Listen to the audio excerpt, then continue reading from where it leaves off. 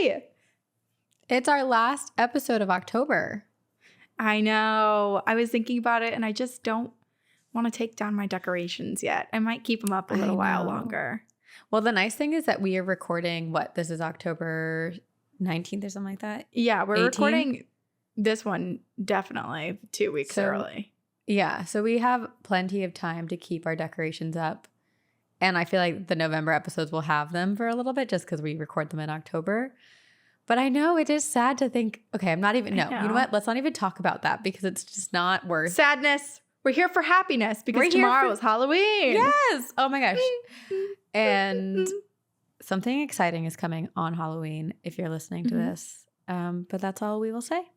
A little 3 a.m. wake up for all of you. Yes. You might even get 2 episodes at once if you are one of those people who like to listen on like Monday morning instead of Sunday. Yep. So just beware. There is something coming to the doorstep that is wherever you listen to podcasts. Yes. This is Two Girls, One Ghost. 2 Girls, 1 Ghost. And we are your ghostesses. That is Corinne and I'm Sabrina. And this is an episode where we're going to go back to like the format we used to do where we both tell you stories. And they're in the vein of Halloween. Whatever we want now. We have released ourselves from the constraints that was our previous format that we were just for some reason had so much trouble getting past. I think it was me. You were always like, we can do whatever we want. And I was like, no, it's always been the same. We can't. But I finally relinquished our own got control. to yes. Yeah. And we realized so we're each going to tell a story. Controls us anyway. So whatever. Just do whatever the universe wants us to do. Should we talk a little bit about our time in Salem? About our readings? Do you want to do that here or should we do it somewhere else?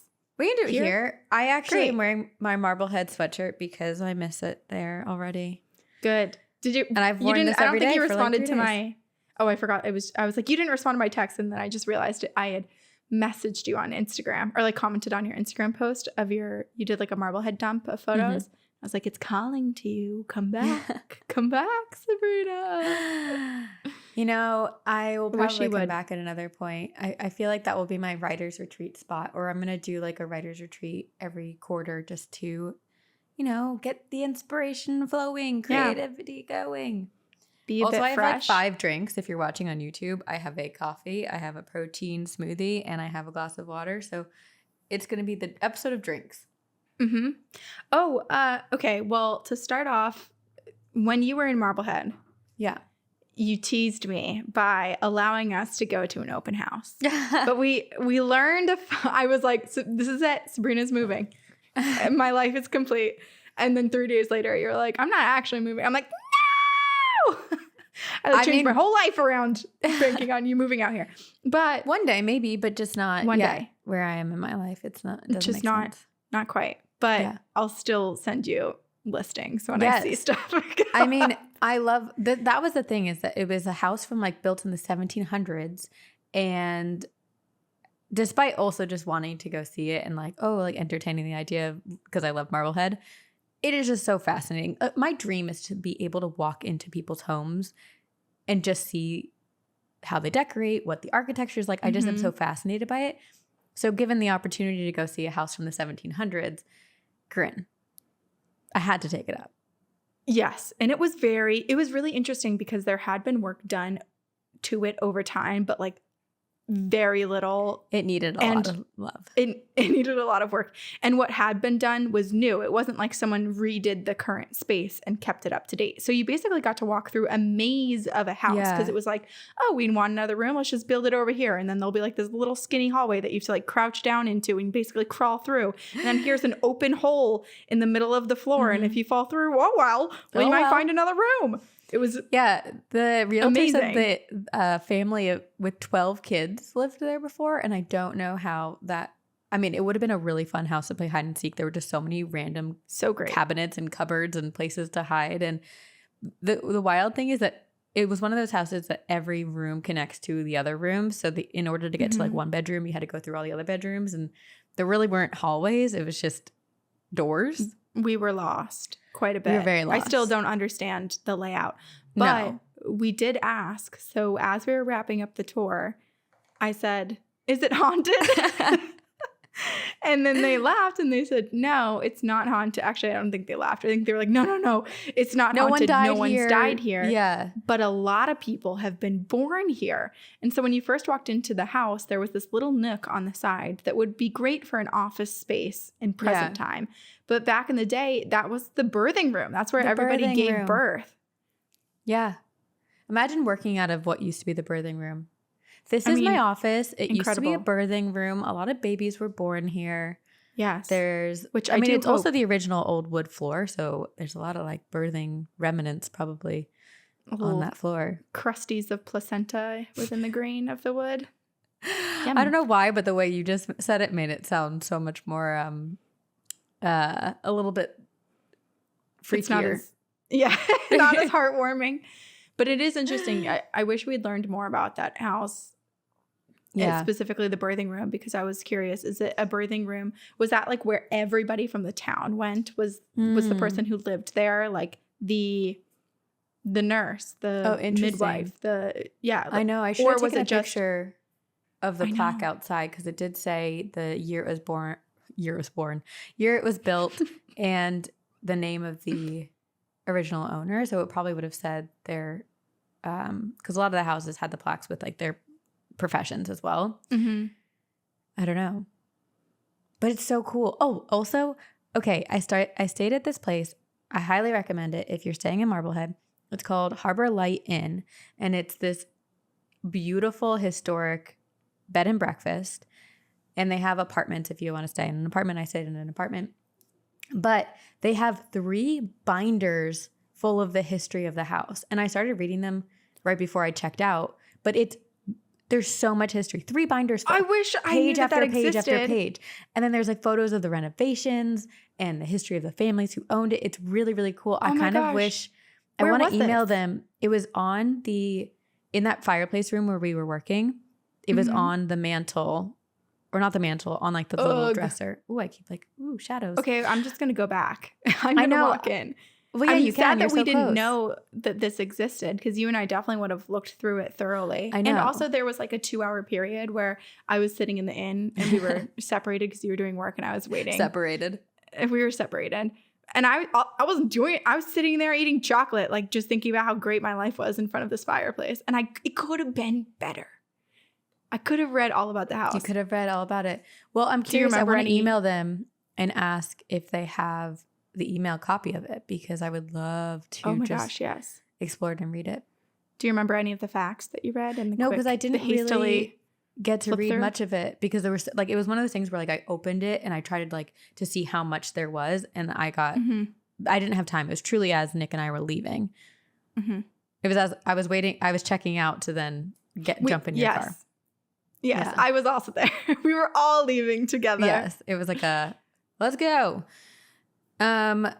But yeah, it was so beautiful and so nice, and I just loved Marblehead. But the reason we got here was because we wanted to talk about Salem and our experience, and we got our auras read, or we did the Polaroid. And Corinne and I have very, very similar auras, or at that moment we did. Right. Well, that's another thing that I guess I hadn't really known, was that your aura can change day to day even. Yeah. Like I had thought, it was just like as you evolve, as you develop, as certain things happen to you, maybe like every few months you might look slightly different. But it was day to day. And so one of the things I said was a lot of parent and child relationships, like people who come in, like a mother and daughter, or specifically female best friends, female friend groups who come in. Oftentimes like that day when they get their auras photographed, will have the same or very, very close to the same aura, which is what we experienced. Yeah. We went back to back. And I had what they said was a male entity with me. A spirit. So maybe I do have a guardian after all. You definitely do. Well, because when we look at the photos, there's different, we don't really know what we're talking about. This is all like us trying to remember what the experts told us. But they said basically like as the different colors that are around you and how they layer mean certain things. And then there are these sort of like orb looking things above you, and based on the number of them, those are your spirit guides. Spirit guides. And then if you have a light to the right or to the left of you, that's a feminine or a masculine energy that's present, like someone else looking over you. And Sabrina, you had someone. It kind of looks human shaped too. If you look at, I think I posted on my Instagram, but then Corinne, you and I we should post them on our TGOG, Two Girls, One Ghost Instagram for people to see. We'll make them our little Apple. We don't have profile pictures on Apple Podcasts. Maybe we'll do that. Yes, that's a great idea. Yeah. So we did that. And then we did readings at Ascend, which is a shop in Salem. We highly recommend it. And it was really fascinating. I mean, I feel like that we should do like a separate full breakdown. I recorded mine so I can share some of that audio. Mm-hmm. And then you took pictures of your cards. Yes. It's hard because I know there's a lot to unpack. Readings are really hard to reiterate because there's so many, it goes through so many different like parts of your life, and it's hard to retell it in the same way. And I feel like it doesn't always do it justice. But the one thing that was really interesting was this woman goes, I sense a move in your life. And she's like, I'm getting like Colorado, Denver. And Nick and I literally just bought, it's an investment property and it's a rental that we're going to rent out, but like in Denver, Colorado. So I was just like, how so wild. That is so wild to me that it's so specific. So it's so specific. And of all the places in the world. Right. Exactly. For her to say that. She also knew the only things that this woman knew when we walked in were that we were friends and that I was local and you lived in California. Like that was it. Yeah, that's it. That is it. We didn't schedule appointments ahead of time. There was no chance to like Google anything. No. It was literally, we walked in, we said we want a reading. They said, great, go to this back room. And we did it. Yeah. And we only said our first names anyway. And then, this is the thing that really got me excited. And it was so fascinating. So she mentioned she saw like an elderly female spirit who watches over me. And she said that she's holding my daughter on her knee right now. Yes! And keeping her safe until she's ready to be in our lives. And I was even just thinking about it, I get chills because it's like, that is so powerful and also just so incredible because we've heard stories of like children who are going to come into your life just waiting to be there. Yeah. So you're pre-selected so far in advance. Yeah. And your relatives know her. Yeah, already from beyond and are there with her waiting. So I'm just gonna. We know you don't need a gender reveal at all, and when you're pregnant one day, we know now because the spirits told you. Yeah, this is on record so awesome for everyone. My reading, just to give we'll definitely go into. I feel like you got way more that was specific in your reading, and mine was a lot of like partial suggestions, and then the spirit guides would come in again and interrupt and be like, but really the reason she's here and what she truly needs to listen to is like she has to unlock her basically my like spiritual and witchy power. Like they kept being like, great, I'm glad she has questions, but we don't really care to answer them. It's about what she needs to do. But they're that I was just gonna say. Yeah. This is so specific. The ghosts, they tattletaled on me. Yeah. I haven't told anyone this, and it's not like it even means much to me. But basically in the reading, she said, they're saying you have a lot of stuff, like a lot of little things. And at first I was thinking like, oh, this is BS. Like I'm someone who goes through my stuff like every 2 months and like clears it out. Everything has a purpose. Everything has a place. Yeah. And she goes, it's just a couple little things, but from each of your ex-boyfriends, 1 or 2 things, and you keep them.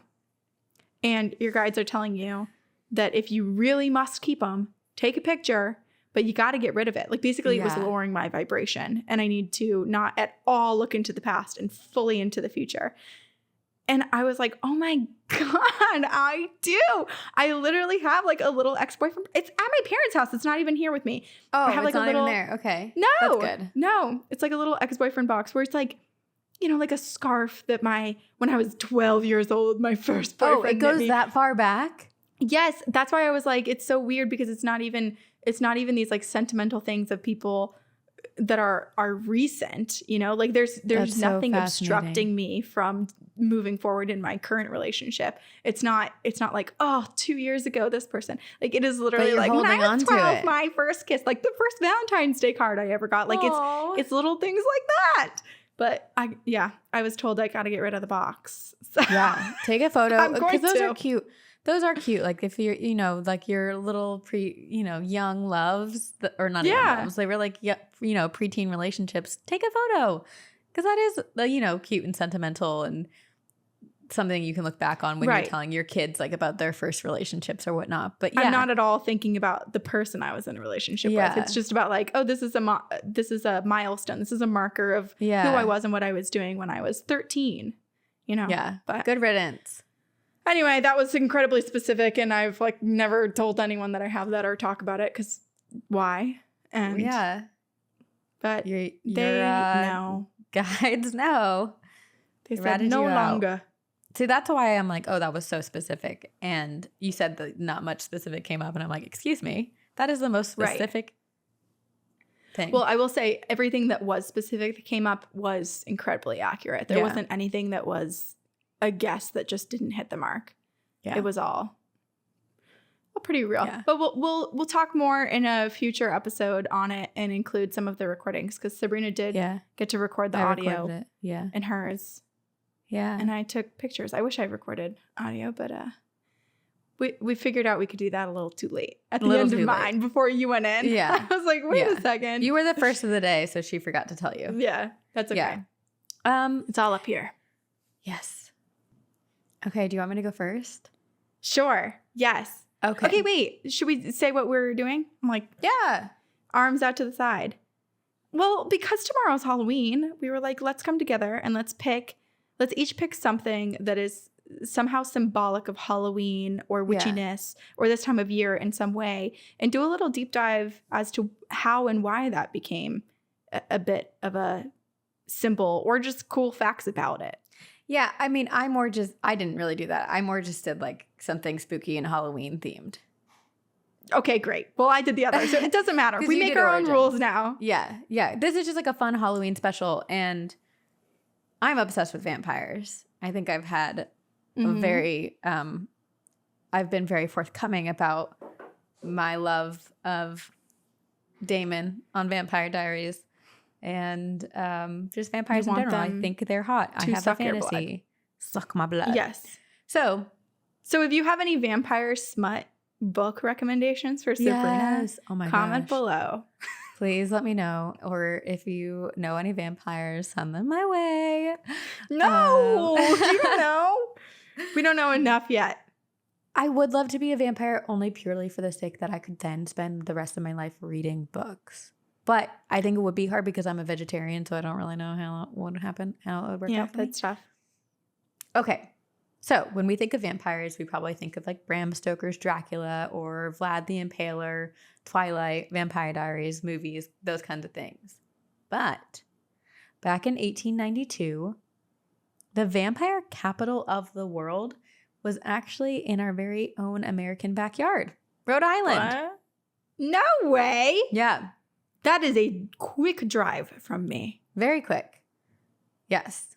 And I'm sure a lot of people, if you listen to lore, I'm sure you kind of will recognize this story, and just wanted to give a little bit of a disclaimer that the story I'm about to share with you is very much not the result of vampires running rampant, but it's Halloween. I love vampires. I love history. So I'm going to share this on our Ghostly podcast because it's fascinating. And I'm sure also, as I think a lot of empathetic people listen to our podcast, as people who have empathy and can put themselves in other people's shoes, I'm sure that while you're hearing this story, you will understand where the panic and the fear came from and why there was a vampire panic. Mm-hmm. Okay. So, without further ado, I present the story of the New England vampire panic. New England was settled by Europeans, and thus many European beliefs were incorporated into the New England lifestyles. And I went on like a tangent figuring out like what these like folklore and legends and beliefs were. I feel like I'm bobbing a lot because I'm really excited. Should we put a warning like there's a lot of quick movement in this episode? Yes, may get dizzy on this ride. Oh, whoa.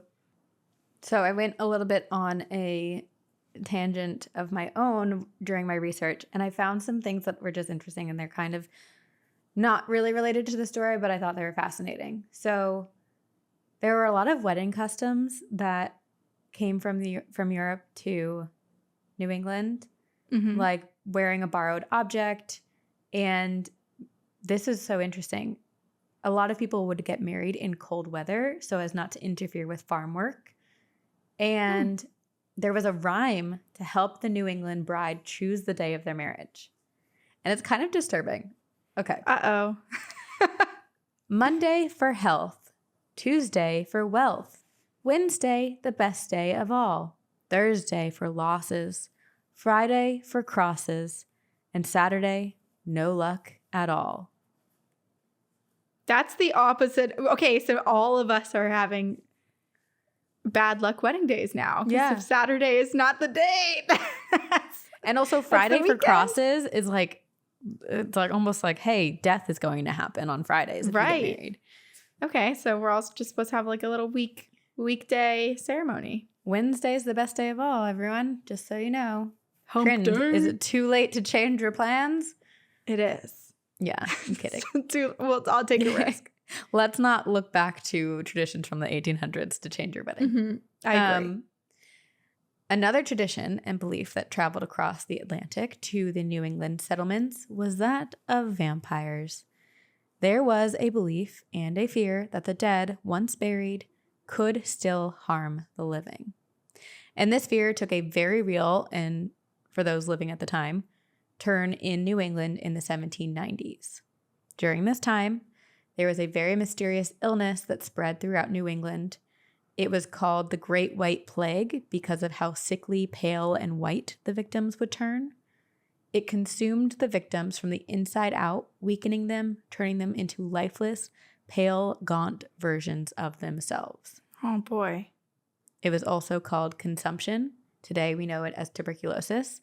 But during this time when it first struck the settlers of New England, it was just really hard to explain what it was and what was causing it. And because of that, people were like, this is something so out of our control. It's something supernatural and more sinister, because they didn't have the words or the ability to explain it.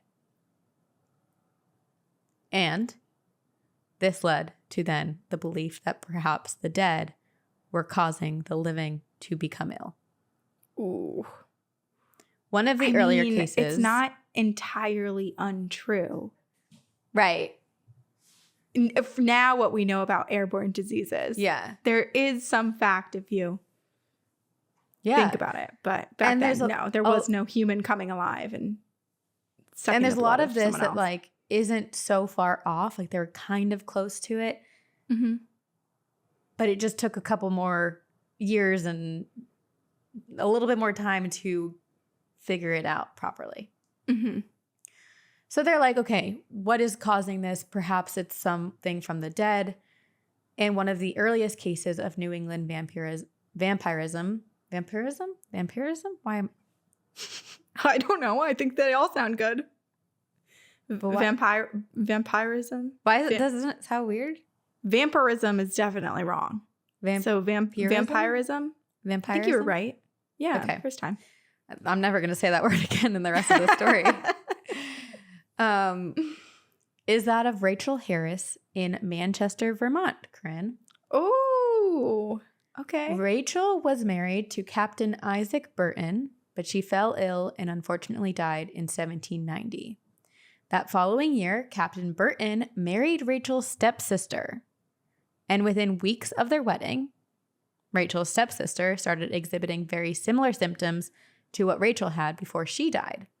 So basically, everyone was like, oh, Rachel has come back from the dead to enact revenge on her stepsister for marrying her husband. Wow.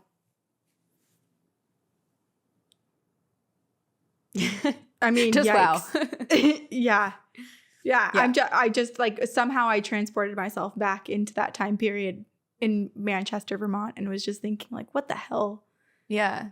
was going on here? Like, I can't imagine that family and that community both having the loss of this person and then that person's death now spiraling into something so monstrous and scary. There's just a lot to handle all at once. I think, again, it's just like not being able to explain it. So they're like, we need to find something to put blame on or like have a, there's a reason for it. So this town turns to what the Europeans had done during their own outbreak of vampire attacks, and they exhumed Rachel's body. It was now February 1793, so nearly 3 years after Rachel had died. So just imagine the state that Rachel's body is in. The entire town, I think it's like 600 people, gather in the freezing cold in February to watch as the internal organs were removed from Rachel's corpse. The liver, heart, and lungs. And then all of them were burned.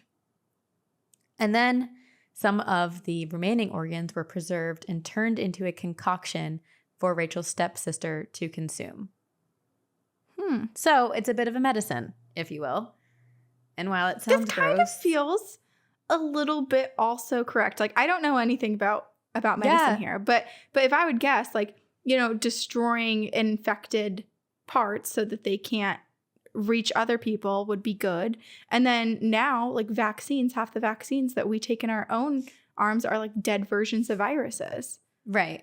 And illnesses. So yeah, I mean, this is like a an olden day version of a vaccine.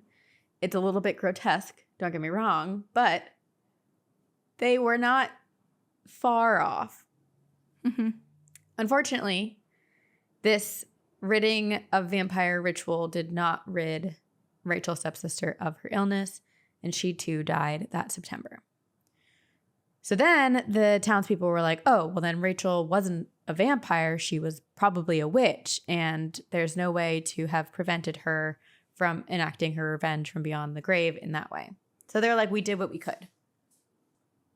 And then in February of 1796, Lavinia Staples fell ill and started having terrible dreams of a shadowy figure sitting on her chest, preventing her from breathing.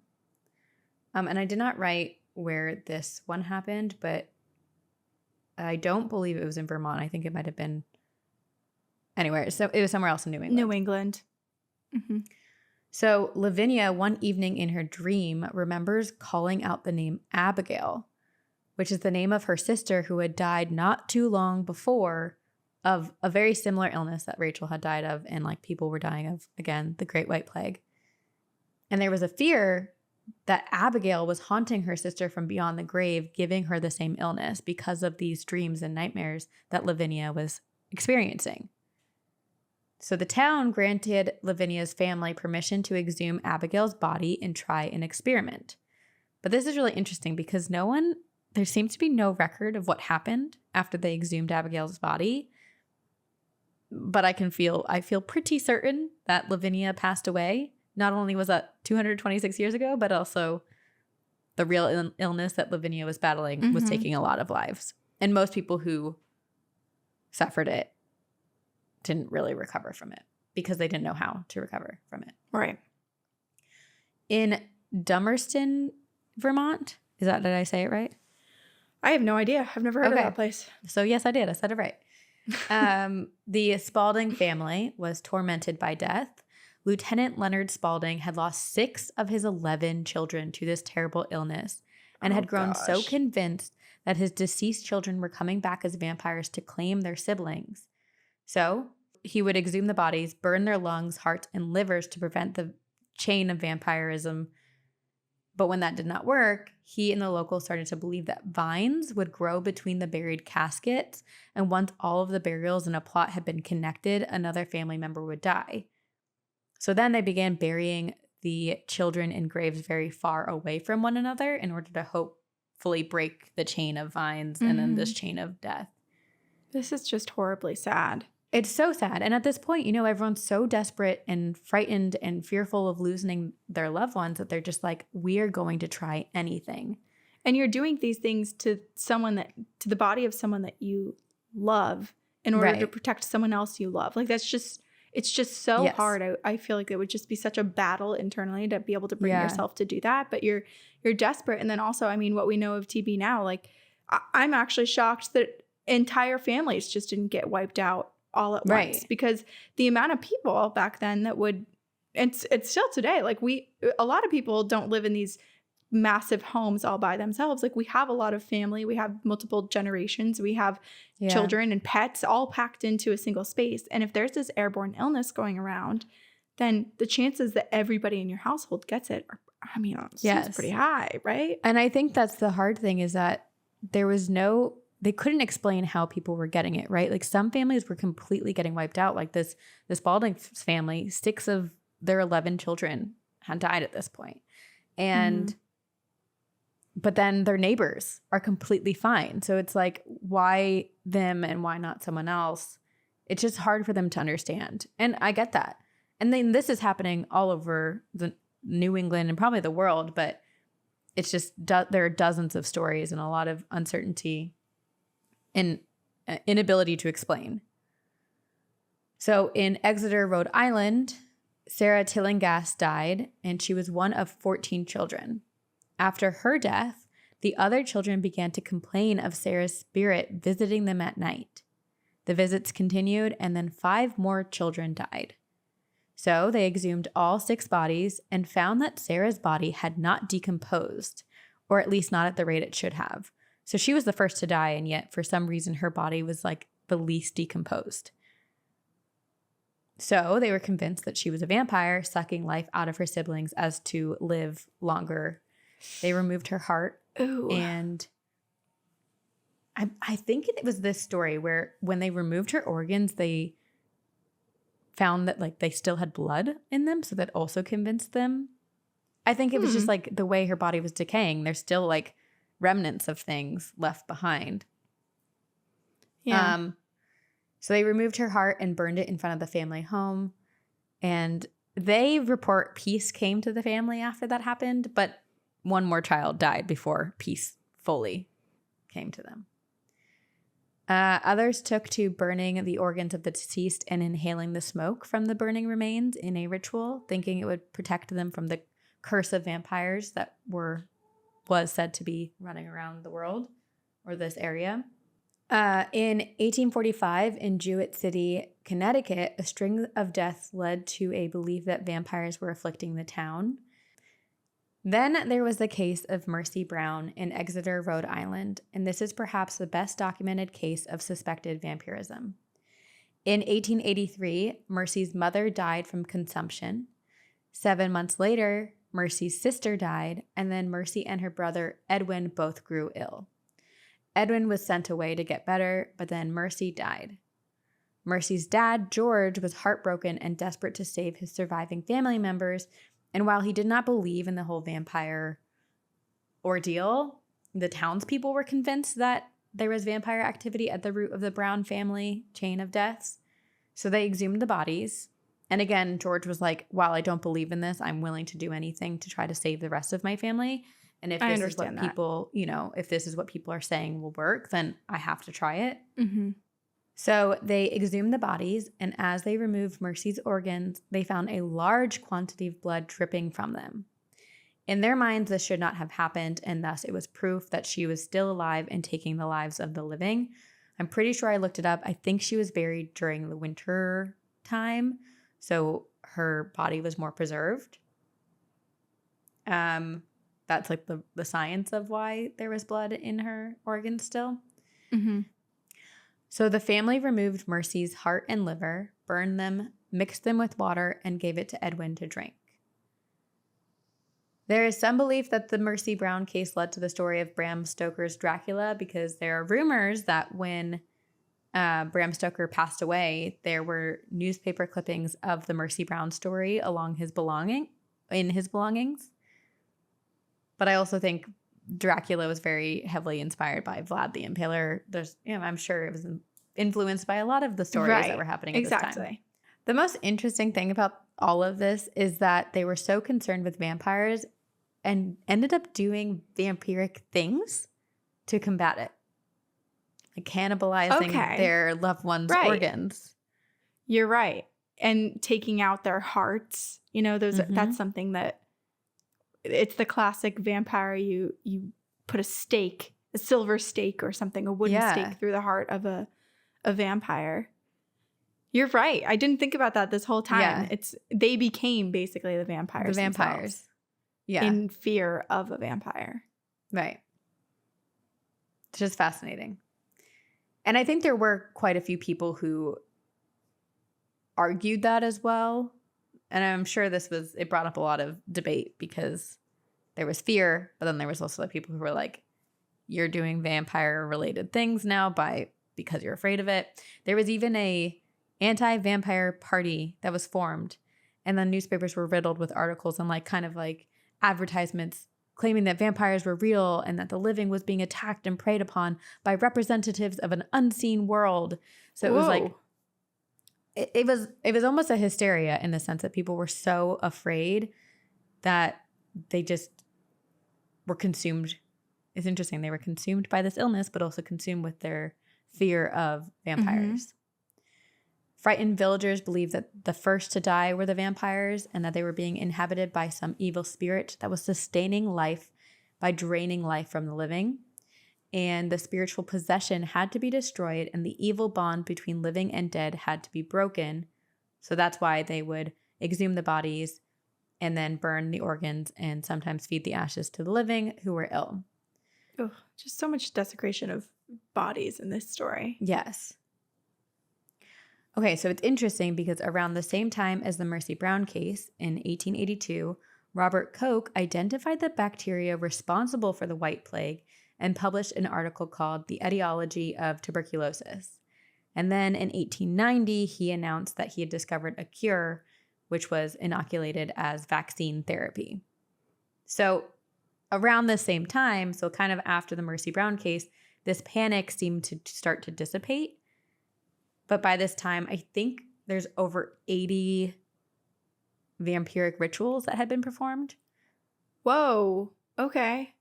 Which, if you think about how many people were dying of consumption, that's actually not that many, but it is still a significant amount. And I'm sure, too, there were some investigations going on, too, because it's not like one person dies in a town and then they say, oh, that person's clearly the vampire. I'm sure there was, out of the fear of everything, people trying to talk about it and figure out who was connection to who and who the one vampire could be. And that person is the one that gets exhumed based on how many people around them passed away. Sick. Yeah. For those of you who do not know, tuberculosis still exists. It is a terribly slow death. It's like life being sucked out of the victims. A lot of victims would cough up blood, have terrible fevers, and lose a significant amount of weight. It was so severe during this time that it claimed about 2% of the region's population and eventually killed 25% of New England residents at the time. Whoa. Okay, that's a ton. Yes, and now today we know it's an infectious disease that impacts the lungs. And I just have one story to conclude the vampire panic. And it actually happened more recently. It was 1990, and a couple of children were playing around on a hill in Griswold, Connecticut, when they stumbled upon a human skull. And of course, they ran to their mom, was like, oh my God, I just found a skull. And it brought a lot of police and media attention. And at this time in Connecticut, there was a serial killer named Michael Ross. And so they were afraid that they had stumbled upon his dumping ground. Victim. Yeah. So they immediately tape off the area as a crime scene and begin digging up the land and discover 29 bodies buried in unmarked graves. But upon further investigation, they discovered that these bones were more than a century old, and they were not the victims of a serial killer. The dead, many of which were children, were laid to rest in the very simple manner that was common in the 1800s. Wood coffins, no personal belongings, their arms by their sides or crossed over their chests. But then there was one very strange grave. It was a stone crypt of sorts, and archaeologists uncovered the remains And when they started to uncover them, they were like, oh, these seem like they're in perfect anatomical position. But then they realized that the body and the bones had been completely rearranged. The skeleton was beheaded. The skull and thigh bones were placed atop the ribs and vertebrae, kind of like a skull and crossbones motif. And then, even more confounding, they realized that the beheading and rib fractures had occurred 5 years post-mortem. So someone had exhumed the body and performed these actions to the corpse. And it was also placed face down. So like chest down to the ground. Mm-hmm. 5 years later, this whole time I'm thinking like there's still, flesh and hair and everything still on someone's body by the time that it gets exhumed and deemed a vampire, worthy of a vampiric ritual. Right. But 5 years later, that's a long time to suddenly point the finger and blame someone. The Rachel Harris story was 3 years after she had died. I think it was just, it got to a point where they're like, we have to do whatever we can. After quite a bit of studying and researching, they came to the conclusion that this was another example of the vampire panic from the 1800s in New England and was another attempt to prevent vampires from claiming lives. They had exhumed this man, removed his head and organs, and put him face down so that it would be impossible for him to leave his grave and take the lives of others. They believed that the other 28 bodies were victims of consumption as well, and they were all buried in the same area. To conclude, I think it's very important to acknowledge that there was a lot of fear and a lot of unknown during this time.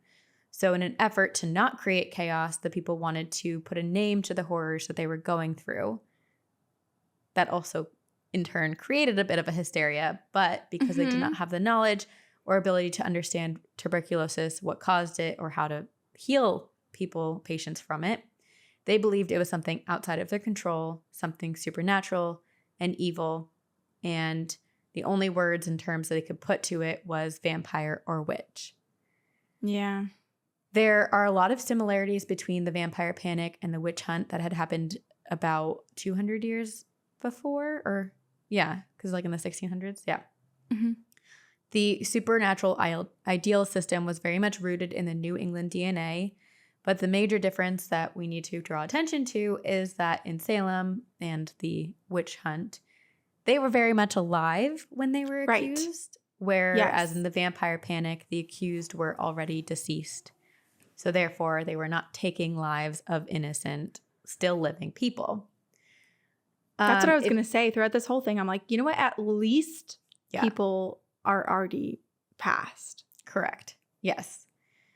And if you want to learn more about the folklore and history of the vampire panic, I highly recommend looking into Michael Bell. He has spent over 20 years pursuing the forgotten vampire tradition and is a folklorist with a PhD. He has a book called Food for the Dead on the Tale of New England's Vampires and is all about, he's been like researching and looking up old articles and basically digging into the history of this vampire panic, but trying not to sensationalize the story, because I think when people hear vampire, they're like, ooh, bloodthirsting monsters and all of this stuff. But he's very much looking into the time and what was going on with the settlements or settlers and just the influences that caused them to follow these rituals and believe it was vampires. It is very fascinating because, I mean, I know this is going to sound ironic because obviously we're here as a ghost podcast who talks about magic and the belief in a lot of things. But it is curious to me that despite the witch trials having happened and basically what happened then being condemned some 200 years later and people realizing that, more likely than not, those people were just regular people that they murdered, that they can then go and make these extra leaps to say that there are vampires. Like, I understand that we didn't understand diseases. It was also, having lived through many New England winters, you go a little bit mad. Yeah. So I can understand where they're coming from, but it's interesting. It's one of those things where I'd be like, oh, well, can't they look back in history and maybe make some assumptions that like perhaps this is something similar that's going on And yet we have a podcast and we still it's hard haven't to learned. understand. Yeah. Yeah. I mean, and also if they're very influenced by Europeans and they too have been dealing with something similar and are doing these rituals and it seems to be working, or, you know, even if it's not, it feels like, oh, if they're doing it, let's try that as well. Right. It's a lot of It's the heavily being classic. influenced. Totally. It makes me think of when there's those psychology experiments where they'll put a button in a room and it'll say like, do not press button. And you're like, okay, well, nothing really will happen if I press the button, but what if I do? It's just you battle your belief with your action, right? Like you don't think that there is going to be these repercussions or this result of whatever you're about to do. But what if, and you didn't do it. And because you didn't do it, everyone around you dies. Right. And there's a bit of herd mentality as well. Like if other people are doing it or pressuring you to do it, then you feel like you need to do it. It's the chain email from 2004. Yes. If you don't forward this to 7 people, there's going to be a Should we bring that scary back? No. I think that's one of our rules on all of our social media. We're like, no 7 days chain mail. We're all scarred from it. Unless we do it. Oh gosh. Yeah. We started this episode by saying we make our own rules. And so I'm going to write a crazy, fun, long chain email. Check your inboxes. Last time someone did something like that where they thought it was just this crazy, fun, really weird story, it resulted in the Slender Man, Sabrina. So you must be careful with how you tread forward. Fine. I'll create one that's like a really beautiful, nice thing. Yes. Okay. Well, I'll accept that. Okay. You pass good blessings on to 7 more people. Yeah.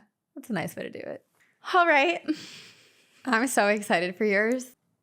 Suddenly, my background has gotten really blue. I feel like I have the, what was it? Was it the first vampire? Oh my God. I cannot think at all. Twilight. I almost said Vampire Diaries. Oh. You know how each Twilight has a different sort of like filter? Yes. Yeah. Am I in the original or am I in Twilight, the second one? You really did just turn blue. Right? I don't know what's going on. I'm evolving. And so have our ideas around witches and some of the symbolism when we think of witches. So the classic depiction when we talk about witches around Halloween, there's usually a pointy black hat involved, maybe a black cat as a sidekick, or just a cat. Leia's in the YouTube video right now. Hey. Definitely some, magical potions, some spells, double toil and trouble. I'm thinking of Mary-Kate and Ashley now. Oh, yeah. That's Shakespeare. Not what you Fireboat and think cauldron ball. Yeah. I think you also think of like the large nose, the like Snow White witch, the come here, my pretty, with the red delicious apple and maybe a big wart on their the warts, nose. And little Hansel and Gretel, the person in the woods that's coming to eat you. That's sort of what we think about.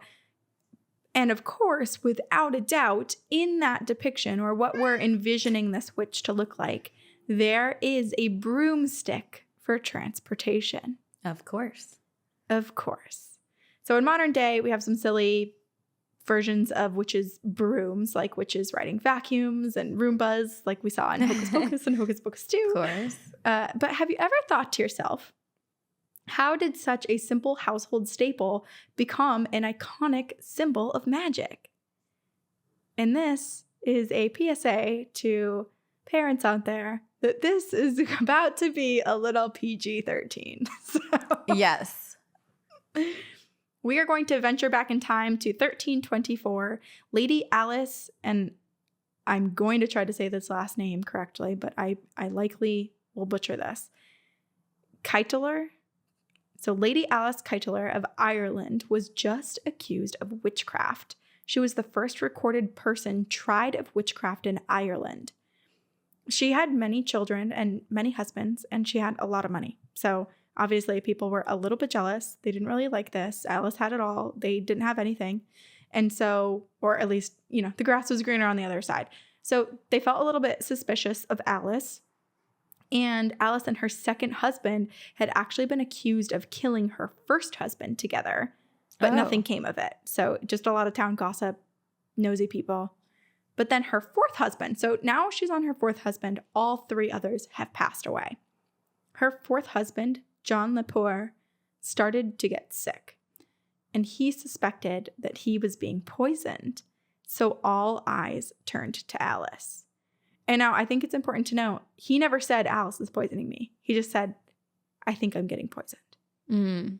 Well, and this is also, this is Alice's fifth husband at the time now? He is her fourth husband. Okay. So, and the other three and they've all died. Yeah, so. And she was already suspected of killing her first husband. Yeah. So I'm coming to the defense of Alice, but I guess if I also lived in that town, I'd probably I think probably that's also the biggest think she thing. murdered. Yeah. Right. It does feel like an odd coincidence that so many. So I can understand, but also I knowing history and how women, often widows, were often finger pointing, blamed for anything that happened or went wrong and called witch. It is it makes me angry. So yeah, and actually to call back to when we were walking around Marblehead and all of the plaques saying the dates that the houses were built, that they were added on to, and who lived there and what their occupation was. We saw a few that just said widow. So yeah, there was a lot of that at the time. Yeah. All right. So he suspected that he was being poisoned, and everybody started looking at Alice saying, what the hell, Alice? Did you kill your husband? Or are you trying to kill your husband? And as much of the witch trials went, that we saw years later, people were very quick to join in on the finger pointing. Her stepchildren were upset that John had recently redone his will to favor Alice and her firstborn son more than them. So they quickly became accusers, insisting that Alice used potions and sorcery and poisons. Poor Alice. I feel like also what was common during this time is if you weren't pointing the finger, there was concern that you would be blamed. So it was better to point the finger at people to protect yourself. Not excusing it. I'm just saying that I think that was common. Totally. And unfortunately, what we saw later with witch trials is it doesn't even necessarily matter. Like there are some people that were in positions where you would never suspect them, or they were accusers themselves, and it all turned. So you never really knew what position you could take to be safe, but people were just trying to make guesses to protect themselves because it was a hard time to live then. So an investigation is launched and some damning evidence is found. In Alice's closet was a pipe of ointment which she used to grease her staff, quote, upon which she ambled and galloped through thick and thin. And in a moment, I'll tell you what this means. I think I know what it means, but okay. Yes. People are probably visualizing what it could be. And you're probably right, but we'll get there. Because you did warn us it's PG-13. It's PG-13. Alice was charged for 7 counts of witchcraft. The 7 counts were, and I'm going to shorten the actual description or I guess what's the word I'm looking for? Basically like the official counts, because it's a long-winded list of things that she was tried for and convicted of. Yeah. Okay. So essentially those 7 counts were that she denied the power of Christ and the church, that she sacrificed animals for demons, that she asked demons for advice, that she had sex with an incubus, that she would hold coven meetings in the church without permission. I liked that it said without permission because then I was like, could you do it with permission? I feel like that's an odd statement. Making dark magic powders, ointments, and potions, and bewitching and killing her husbands. So that is what she was convicted of. It's also just so sad because at that point, there's nothing that she could have done to defend herself. It's like they had made up their mind. It was not like innocent until proven guilty. It is just like guilty if we say you're guilty. It's reminding me of an Outlander when the 2 women are being tried basically and being called witches because of their use. Here's the thing. Most people that we know in history as witches, they either were doing absolutely nothing to call that to them, or they were just being healers and using the natural medicine and working with plants around us. And some people, unfortunately, had that labeled as a witch for them, while other people could just sit there and be like, oh, yes, that's the holy plant. So that's actually okay. And you are of God. And it's hard to think about. I agree. It's frustrating. I'm getting fired up. It is super frustrating. Yes. Okay. So Alice is convicted, and you're probably thinking, poor Alice, she succumbed to what many, many other people did when it came to the witch trials, and she was murdered. But actually, Alice escaped.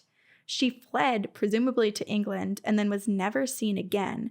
But unfortunately, her maid, Petronella, was tortured into a confession, basically made to say that she was also involved and had helped Alice. Oh. And then she was convicted as a witch and burned to death at the stake. Horrible. That's so upsetting. Okay, so what the hell is going on? Why does all of this matter? And why did Alice have a staff or a broomstick covered with salve in her closet?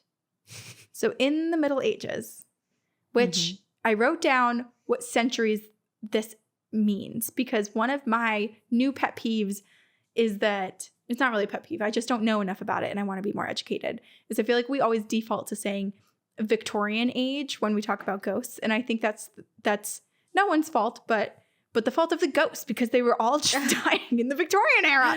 Yeah. No. But I just want to give accurate descriptions of what was going on in certain times and what people appeared to be. So this was the Middle Ages or medieval times. So this is the 5th through 15th century. So during this time, Europeans were eating a lot of bread, mostly bread made from rye. And rye had this fungus that can grow in it, or has a fungus that can grow in it, ergot. And a lot of people at this time didn't realize that they were eating this fungus, that they had the bread with the fungus growing on it, and they thought it was a normal part of the bread, and that they were eating this fungus unknowingly.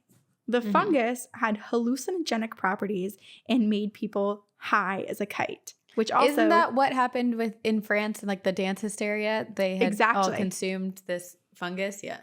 The fungus from the bread. Yes, I was going to say the same thing. You covered that. You did a whole episode on the dancing hysteria. Yes. So basically, yes, people have been unknowingly getting high off of bread mold for a long time. Yep.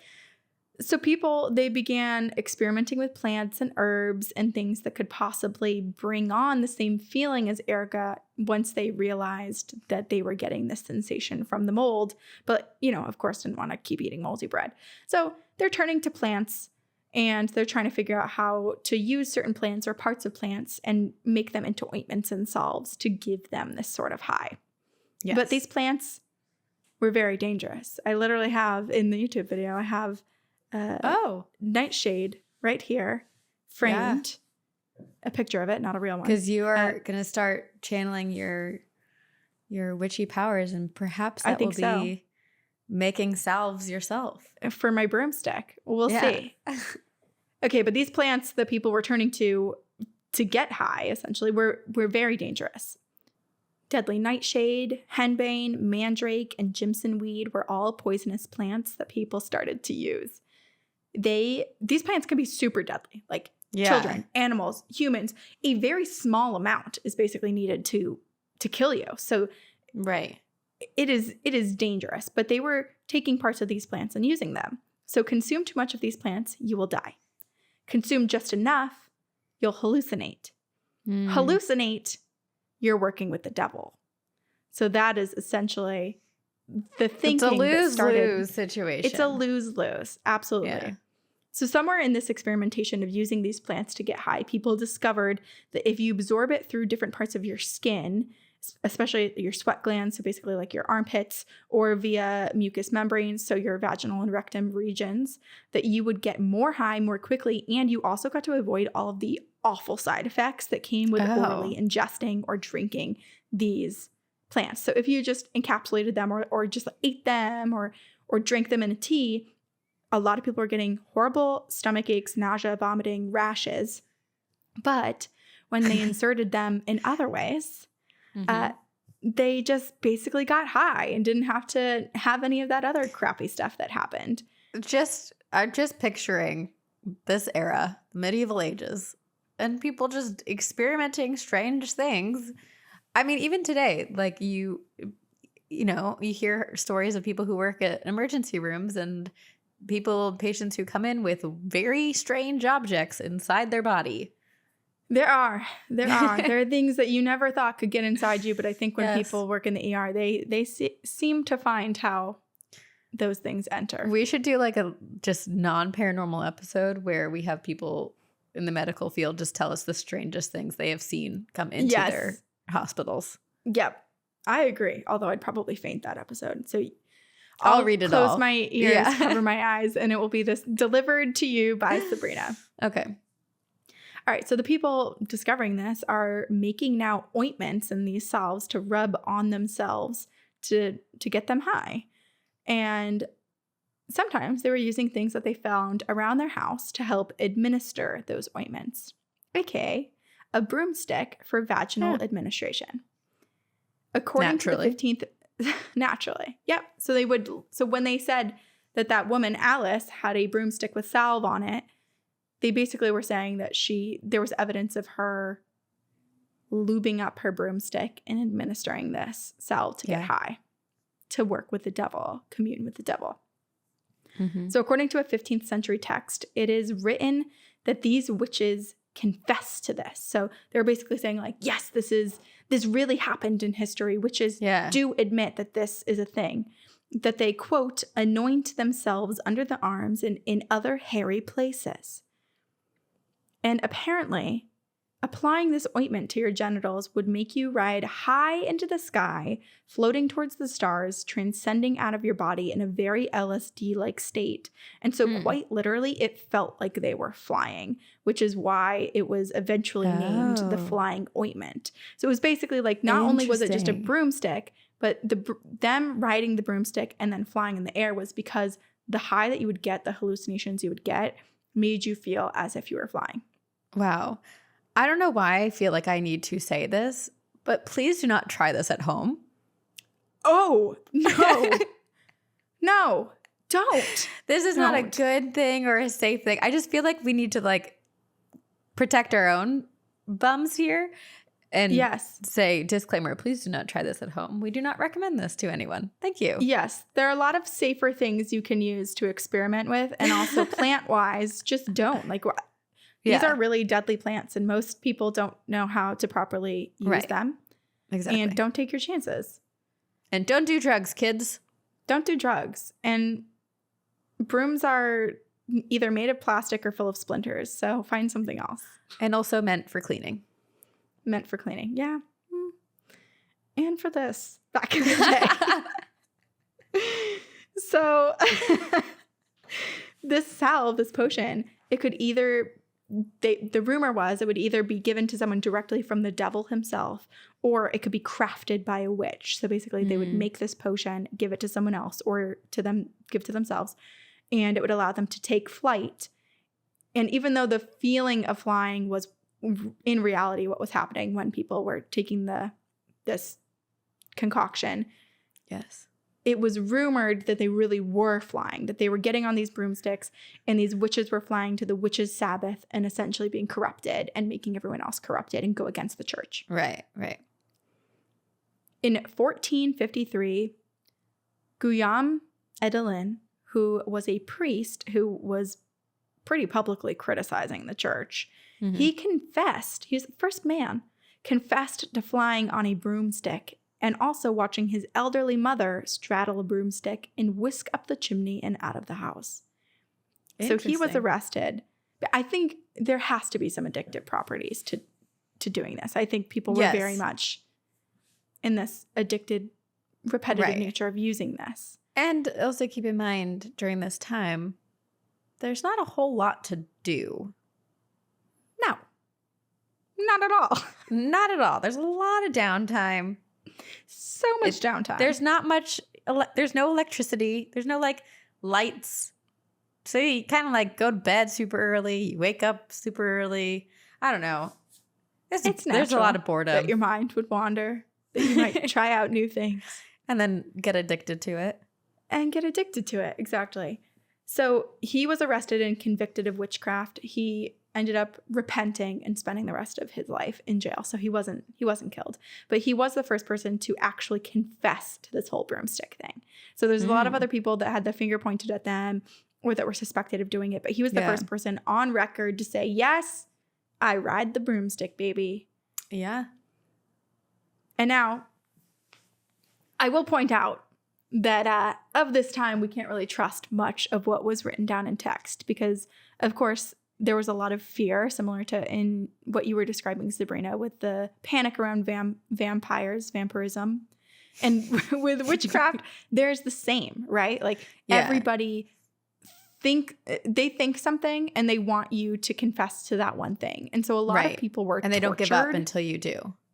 Exactly. And so a lot of what we have as written text could be extremely embellished, could be the result of someone being disgustingly tortured until they gave whatever the person torturing them was looking for. And really it was just creating these fantastical narratives to push people further away from the thing that they feared most, which was witchcraft. Right. But this is where our current depiction of witches flying on broomsticks began. Paintings began to show half-naked women sitting on or near broomsticks and other items that could potentially aid in applying the salve or were just household items. And the first image of women riding broomsticks appeared in the margins of a French poet, Martin Lefranc, in his book, Les Champions des Dames. I did not take French. I'm just trying to channel Sabrina, so you can correct me if I don't even ever pronounce it right. My mom would be so embarrassed by how by my pronunciation. It's okay. Well, we tried. If someone else can correct us, that would be great. But basically, this French poet, in his book that's translated to The Defender of Ladies, there is a little painting of two women flying. One is on a stick, the other is on a broom. I'm going to zoom in. I'm going to show you. But we're going to have our editors slap this baby into YouTube so that it's a little easier to see. Oh. You see? Also, I love that that's the font of a book. Oh, it's so magical. It's calligraphy. It's beautiful. Very Lord of the Rings, right? Yeah. It's beautiful. Yeah. Oh, but can you imagine? The perfectionist in me would never be able to write like that because if I got one thing wrong, I'd have to restart the page and one page takes you 20 minutes. Yeah. That's too tough. That probably took years to write. Yes. All right. So over the next few centuries, many of these paintings were very racy, witches and women on broomsticks. It's all quite phallic. And the women were quite mesmerizing. They're losing more and more clothing as the years go by. And this was very fitting for the depictions of female witches because there really wasn't much understood at the time about female sexuality and how it fit into the shifting culture. And women were also spending a lot more time in home than they ever had before. So they basically were given more of a role domestically, and the women were really trying to figure out their own place in culture as well and kind of attempting to rebel against that a bit. So these images of the women riding out of their homes on broomsticks or through chimneys, it was a bit of a protest. It was them seeking their independence from the domestic position that they were now in the house. It always makes me think of that TikTok song, Witch, Woman in Total Control of Herself. Mm-hmm. Yes. That's like my new jam. Song. I love it. I'm a woman in total control of herself. Yeah. Yeah, it's a great one. You can stream it on Spotify or wherever. It actually came up in my Spotify the other day. I was like, oh my God, I love this. It's such a good song. Yeah, she released the entire song. It first went viral on TikTok. Yeah. So great. Okay, so showing these women riding broomsticks was a perfect symbol for showing women's defiance to the role that was given to them both physically and spiritually by the church.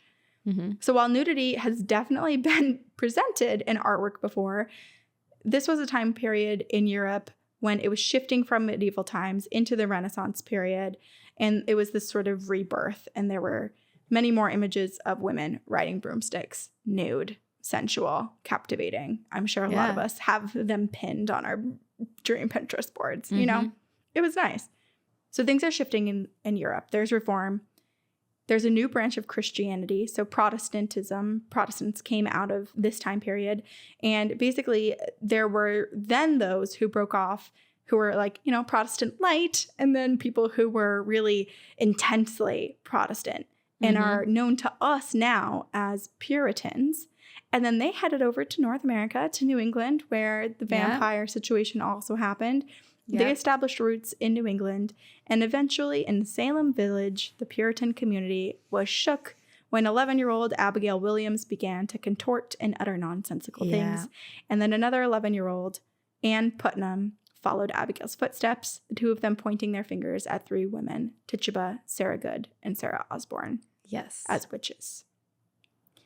So this is all to say that we don't actually know whether or not these salves were used in the way that they said they were by inserting them into you via broomstick. Right. Or if people riding broomsticks or witches riding broomsticks was created as a, I guess, creative way to describe the people that were using this and getting high, or if it was just created by these like scared, anxious religious people at the time who were scarred by, women's sexual and religious freedom or their desire to have that. It's quite threatening. There's a lot of fear around women power and yes, totally.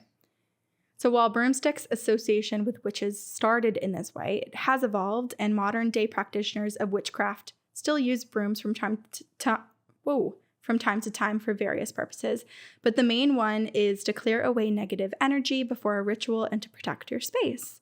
And also, it can be used to straight up clean debris from your home. Let's remember that brooms also are for cleaning purposes. Yeah.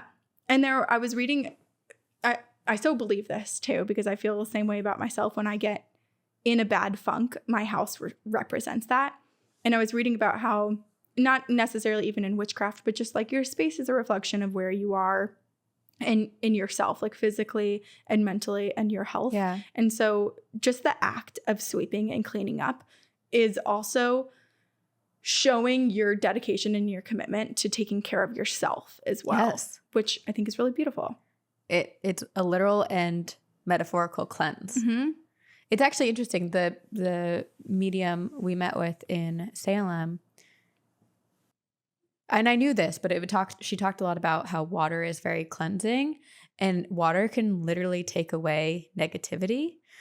And it's very grounding. So she was saying that when I'm in the shower after I, clean myself, bathe, and not wash my feet, because I don't do that still, to ask your spirit guides and your guardians to wash away your negativity. And she was telling me this story about her mentor once did this, and truly the color of the water changed. Which is just so incredible. Yeah. That I would believe everything from there on out, Like that's the proof that you need. Yeah. Well, unfortunately for people back in the day, there was no real proof. People just thought something and believed it. But I want to leave you with a few uses of brooms in more modern practices that I read. So, if you're a practicing witch out there, I would love to hear how else it's used. But I wrote down a few things. Yeah. So you can hang a broom over your front window or door to prevent gossip, unwanted guests, or curses from entering your home. Okay.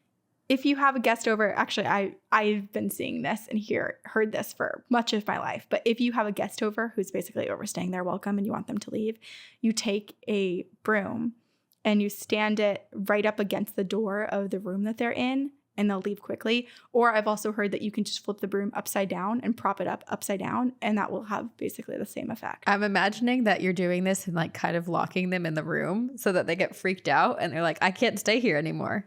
You just, you stop talking and you just stare at them with your broom. Creepy. Okay.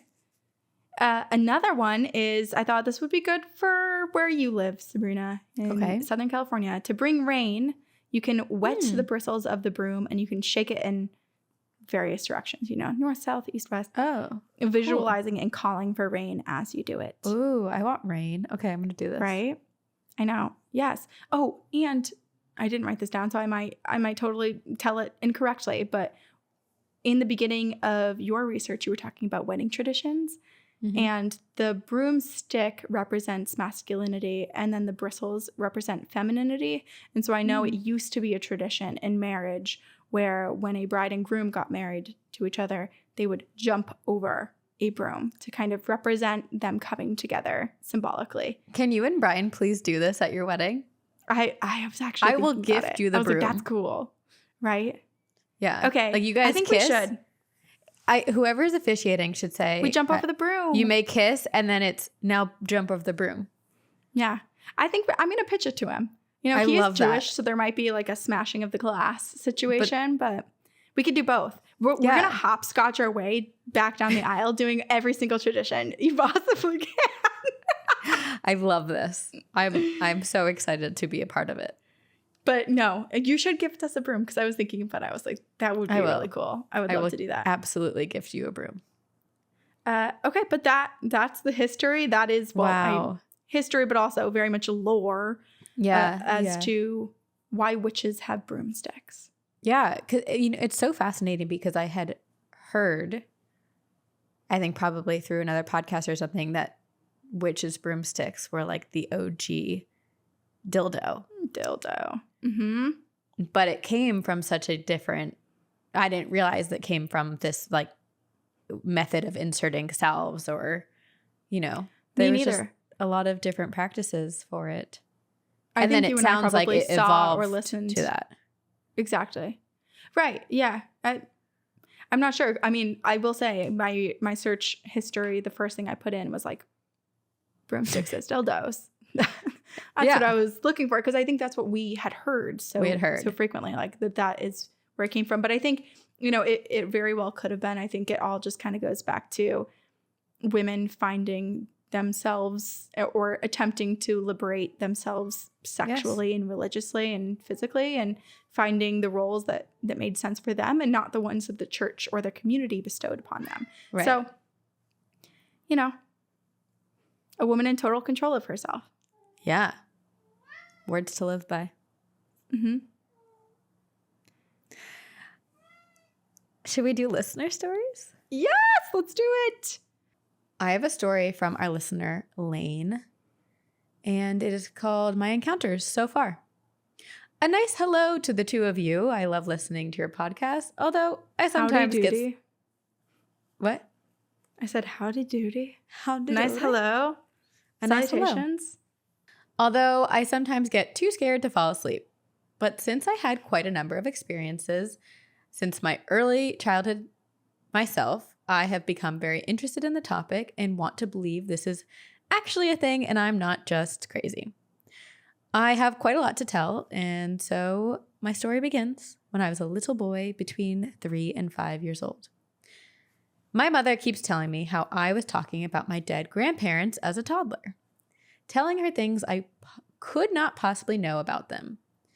But I didn't keep on seeing them. Instead, I remember seeing someone else.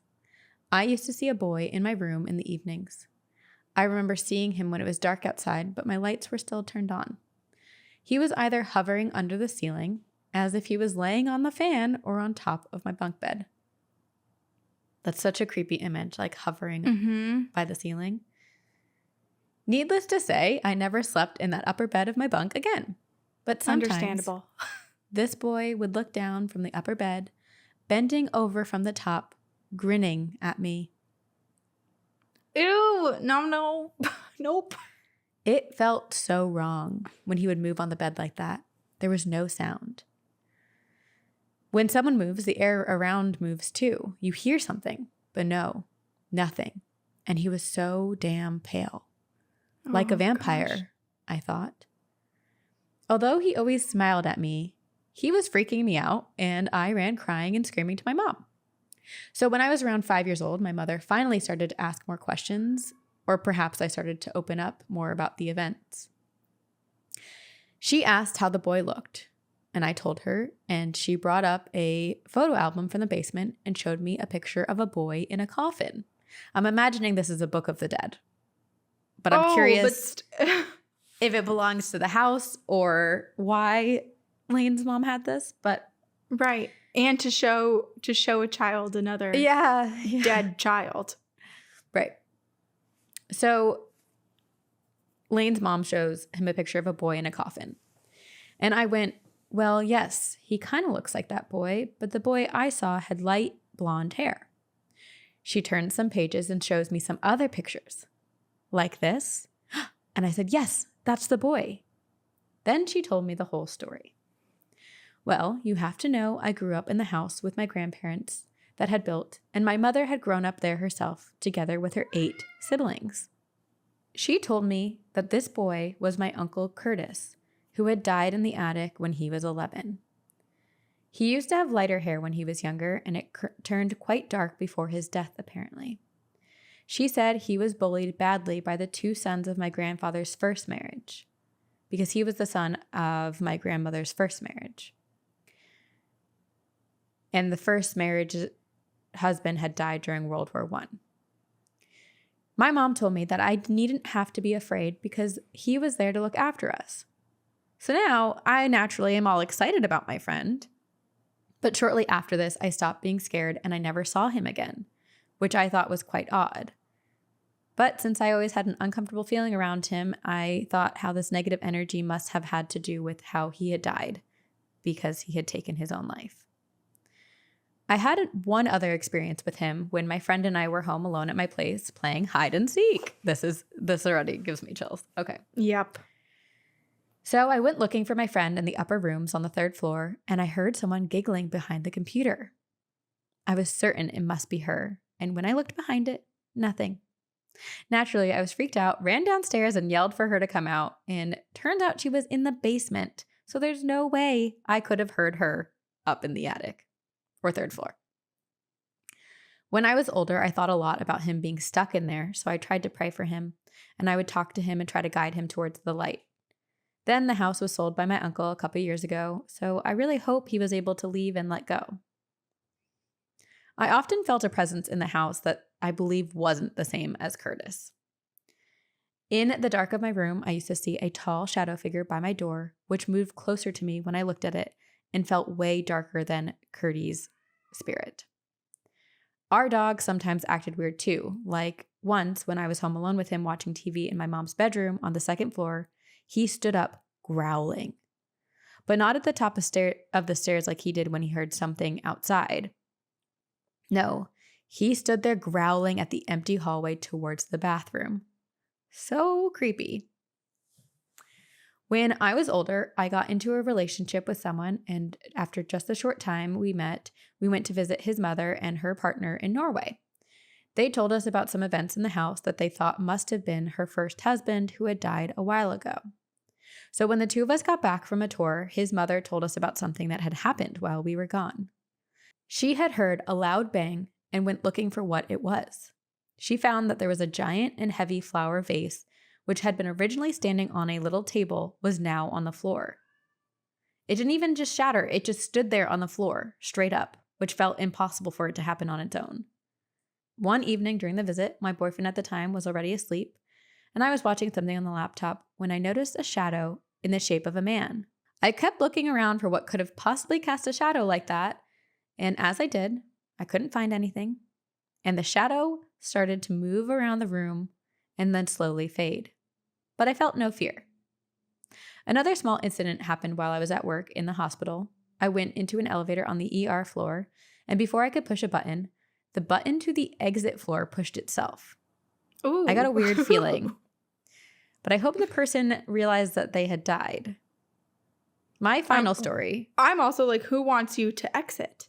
Right. Who was trying to get you to leave? Right. That's true. That's actually a weirder, scarier version of that. Yeah, I wasn't necessarily thinking that someone else was just going out and didn't recognize that they themselves had passed. I was thinking like it was a very active move and sign. Yes. Interesting. Well, Layton's okay, so that's good to know. But Lane's final story is one that goes on until today. And I'm not sure whether it's the same spirit or a different one because recently it has shifted to a much more negative and aggressive presence. I always felt as if I might have someone or something attached to me. So when I came together with that Norway guy, I had a strange dream. A guy came up to me and said something around the lines of, "Now that you have him, should I stay or leave?" And at that time, I believed this guy was my one true love. I was very wrong. So I kept wondering if it actually might have been a spirit somehow attached to me, asking if I wanted him to leave now since I had found someone else. Unfortunately, this relationship with Norway guy turned pretty violent and destructive. He didn't have any self-love, accused me of lying and cheating all the time for no reason. He gaslighted me, so on. I tried to break up a couple of times after it got too violent during fights, but he somehow was able to convince me time after time that such a thing wouldn't happen again. So when I had already moved out, I made the mistake in a vulnerable moment to let him back into my life. At this time, I was listening to a show on YouTube where people told about their paranormal encounters, and I was watching it on my Xbox. I turned the console off and turned on a Lord of the Rings audiobook on my tablet and laid it down on the windowsill and was going to sleep on the couch, when all of a sudden, I heard on repeat, "The door isn't open, it won't open. The door isn't open, it won't open." I think it repeated 5 times at least. I was freaked out and paralyzed for a moment, and then I took the tablet and saw it had jumped all by itself into the middle of the audiobook to another YouTube video from the channel that I had been watching before on my Xbox, to a video I hadn't watched yet, and somehow was repeating the same part of a couple lines. I listened to that part of the video again, and it did not repeat itself, so I didn't really know what to make of this. But the lines stuck out to me. "The door won't ever open. He will never change. It won't get better." I then broke up with this Norway guy, and I saw a shadow figure a couple of times in the corner of my eye. And my new partner at the time, who I talked about my experiences, since he himself had experienced odd things in their house, told me he too saw something behind me once when we were driving in my car. What? Okay, that would have been a good thing to tell. But maybe Lane. not while driving. That seems dangerous. Not while driving, but at least the next day. I know. Or once you arrive to your destination, to just say, "Hey, tomorrow let's figure out what to do with the What's car in your situation car?" because I saw something in there Yeah. behind you." Yeah. Till this day, I sometimes feel a presence in my flat. Sometimes my console just turns on all by itself. Sometimes I hear my couch make sounds as if someone is sitting down on it. But then the energy has shifted. Last year, I started to experience sleep paralysis for the first time ever in my life. It started when I was 26, which I think is a bit weird for itself, but okay, you never know when such things occur throughout life. It started one night when I was about to fall asleep. I felt something touching my hair, and at first I thought, "Oh, damn ferret, I'm trying to sleep here." But then I felt something lifting up the blanket beside my head, and I couldn't move. And then I thought to myself, "Oh, hell no, that is definitely not my pet ferret there." But I was tired and annoyed and asked to be left alone because I wanted to sleep. I fell asleep until I was awoken a couple of hours later by something pulling at my hands. I couldn't move or say anything, so in my mind, I more or less nicely asked it to leave me alone because I get quite grumpy when I'm tired or woken up before it's time. It didn't stop. I panicked, and I started praying to God and then was able to regain more and more control over my body until it stopped. Needless to say, I didn't go back to sleep and had to watch some Netflix instead. Something similar has happened twice this year. One more recently, I felt something on me, and this time I had trouble breathing. I stayed kind of chill and tried to communicate somehow. I tried to grab its hands, and it actually took my hands. What? Ooh, I was starting to freak out because it felt like actual hands. I couldn't move or make a sound as usual, but it felt so real. I was starting to think it was an intruder. I thought it might be my crazy Norway dude ex with stalker habits since he has not stopped trying to contact me. And so I panicked. I panicked a lot, and as the grip got looser, I opened my eyes and looked up and saw a shadowy figure on top of me with their knees beside my body, fading into nothingness. I don't really know what to make out of this entity since I felt like it was trying to help me when I was in that bad relationship, but now it doesn't really feel like it's kind. I don't know. Is it a different spirit? I have no idea what's going on with that at the moment. So when a girl I was seeing talked about trying out a Ouija board, I answered, hell no. Same now with my Good. girlfriend. She apparently enjoys playing games alone somehow, and I was very clear in telling her not to do such things when I'm around. Who knows what that might enable? By the way, my current girlfriend claims to be a witch and practices Wicca, so maybe I should just ask her for a cleansing, but I'm curious. Absolutely. Yes. I will send other things if they come up in the future. If my English is somewhat poor, please excuse me. I grew up in Germany. So greetings from Germany, y'all. Lane. Hello, Lane. In Lane Germany. From Germany. Okay, well, I just have to say, so during the video game situation where it was basically saying to Lane through the headset or whatever the non-player characters repeating about him never being different or him never being able to leave. Like it was all about the exit, which is reminding me again of when in the elevator there was the exit button pushed. I just feel like some of these things are maybe connecting. Oh. And I don't know necessarily when certain things happened in Lane's life, like if they were all around the same time or if one predated the other where it wasn't connected or not. I'm curious. But if it was around Norway ex-boyfriend or ex-partner, then possibly, so I'm going to re-say that. But if it was around Norway ex-partner, then perhaps it was just this entity saying, leave the relationship, leave the relationship, leave the relationship. Like this is not a good avenue to continue in, which I think is really fascinating. But I kind of agree with Lane. It feels like a very different presence now. Right. But I will also remind us of the little boy who had passed in Lane's very first experience in that house with this little creepy boy who was smiling. And I feel bad saying that he's creepy because we obviously know that he passed away. There's evidence of him having lived in the house, but it was just his behaviors seemed so odd and so menacing. Yes, the smile. It's that smile, that new Smile movie. That is what it's reminding me of.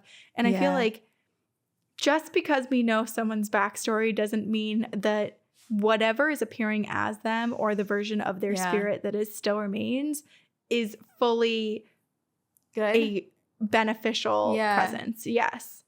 Yeah, definitely. It's hard to know for sure. Well, Lane, you will have to keep us updated. I definitely think cleansing your space and setting your intentions is really good. And someone emailed us recently. I think we were very kind with our clearing our space and setting our positive intentions before recording. But she was like, sometimes you just have to be brutally rude to demons and dark spirits and like say, F off. Get F off. out. F off. Get out. You're not welcome here. I don't know. Bring out your New Jersey accent. Put your bump it in and be aggressive. Okay. We can do that moving forward. And I think aggressive. Be aggressive. Aggressive. Why am I so blue so suddenly? I don't know. And your camera also, so we got new little like extension cameras, so our video is more clear. I don't know if it works, but yours keeps making like focusing things. All right, I have an email for us to end on. This is from Kate, and it's called Boo Hag. Oh. Alrighty. I'm unsure if y'all know this low country legend. I was raised in South Carolina where the Gullah people are located. They have a certain demon or monster or something that is known in the area, and it's a popular legend in their culture. It's the Boo Hag or skin demon. Oh. I have had friends that have had personal experiences with seeing it, and I have felt and stopped it. Oh, the Boo Hag is a demon that sheds its skin at night, looking for someone to sit on and steal your strength. What? If this is reminding me so much of both a flush pedestrian and also the Tokolosh, right? In South Africa. Yeah. And it also wear kind of the people's skin. Menenangal a bit where it's like leaving its lower half of its body behind, searching for its victims. So gross. If you struggle while they are there, it is said that they will take your skin. Jeepers creepers much. It has the same side effects as sleep paralysis, basically, but you just can't stop it. By putting a straw broomstick up in the air by your bed, it is said that they will become distracted and count all of the straw and then have to rush home before the sun comes up. Oh my gosh. Or die. Okay, another great practice for the broom. Right? This is save your life, hang up a broomstick. Yeah. Front door, okay. front window, bedroom, save yourself. Yes, brooms everywhere. Brooms everywhere. Okay, so Kate says, now I have had friends who have seen this thing. It's not uncommon to be driving in the islands with little lights around and all of the trees blocking your moonlight. Well, my friend Alice, she saw him, or whatever it was. She said she stopped at a stop sign in the middle of nowhere trying to get home, and on the road was a demon of some sorts that had patches of skin all over its body, like it had been collecting chunks and was wearing it. The eyes were black and void of light. She said she looked away for a second and it was gone. And so she started to speed away just to look in the rearview mirror and see it behind her car.